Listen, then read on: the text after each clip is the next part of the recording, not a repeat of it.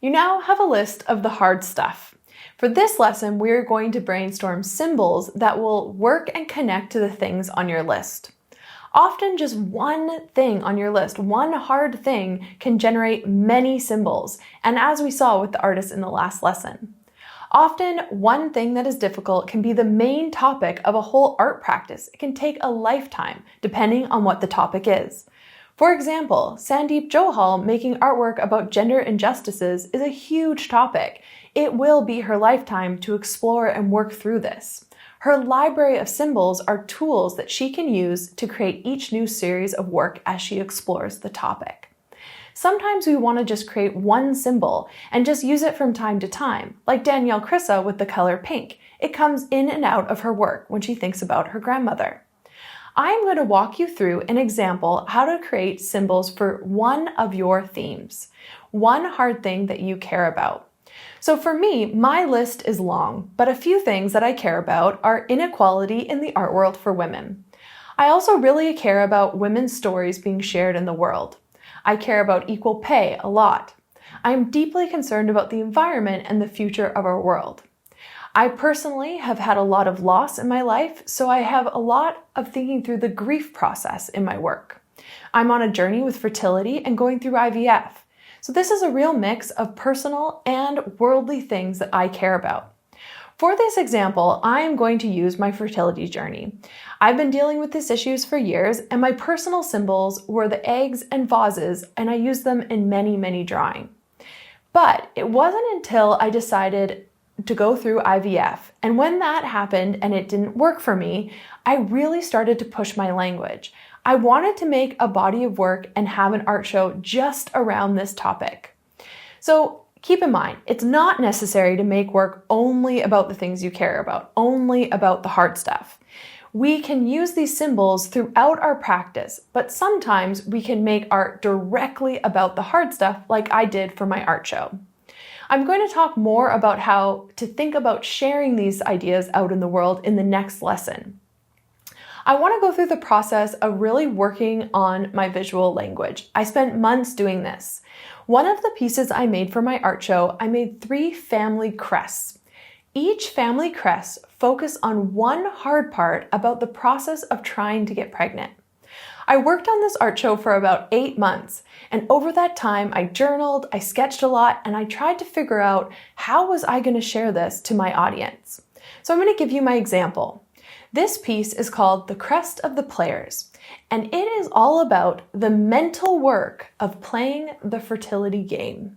I realized a big part of my struggle to get pregnant was also the mental fatigue of thinking about it so much, and also trying to stay positive, even though every month there was a lot of disappointment.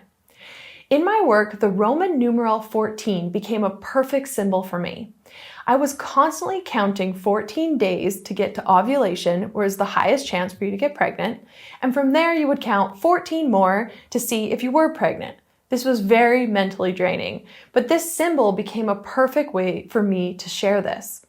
I also added in the infinity sign into the work to express the feeling of being exhausted of this never-ending cycle, the ups and downs, the hopes and the disappointments. There's also a lot of mental work of warding off jealousy. As we live in a world where lots of people are getting pregnant, there are lots of pregnancy announcements, people having their second and third babies, and you have to really stay sharp. You have to not get tired and start to feel jealous. So in the middle of the shield, there's a symbol of blades of grass. And this for me was that age-old adage, the grass is always greener on the other side. It's a cliche, yes, but it also became a reminder to me, a reminder to stay focused on the things I do have and the things that I love around me. As I continued to build my symbols, I kept thinking of the proverbial cup of non-plenty. Is the cup half full? Is the cup half empty? Again, for me, adding the cups into my work was all about this mental work of trying to be grateful and trying to enjoy the present, which can feel really hard. So there were even more symbols in this crest, and as a whole, there was way more. It was so fun to build out my visual language, also to really create a catalog of symbols. Since the show ended, I still use my cup symbols, I still use blades of grass in other work. It really, to me now, they've become a symbol about staying positive, of not feeling jealous in regards to many things in my life. So the symbols become a way that I can continue to share my stories and my hard stuff, no matter if the show or the artwork is directly about one theme. You can use it throughout all of your work. So now it's your turn. I want you to look at your hard stuff list. You're going to pick one thing from that list. And even that, we could have so many symbols. For your one thing, your job is to brainstorm 3 to 5 symbols that represent this difficult thing. This could be objects, colors, words, figures, etc. In your PDF, I left space for you to brainstorm your ideas. You are welcome to write things down, draw, collage, print out images, anything to get your ideas out. Nothing needs to be perfect. This is a brainstorm.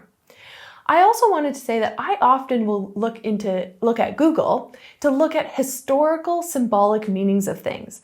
I want to see what is the history of certain symbols that maybe then I want to think about how I would use them in my own personal story. Remember, there's no wrong answers here. This is your symbols. These don't need to connect. People don't need to understand the connections between them. Like no one would associate cups specifically to going through IVF, but for me, it holds a lot of meaning. In the next lesson, we're going to take a closer look at one of our new symbols and really flesh out our ideas about it. I can't wait, and I'll see you there.